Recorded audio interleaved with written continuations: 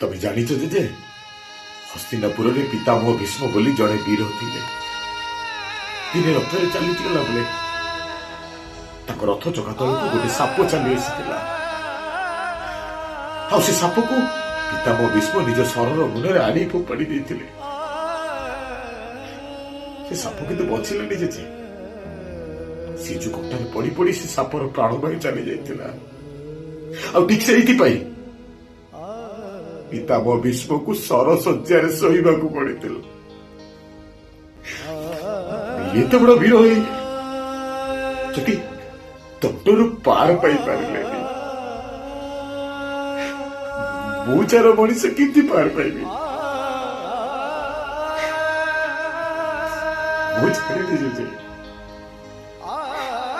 ଭଗବାନ ମୋ ପାଇଁ ଏତେ ନିଷ୍ଠୁର କାହିଁକି? କଣ ପାଇଁ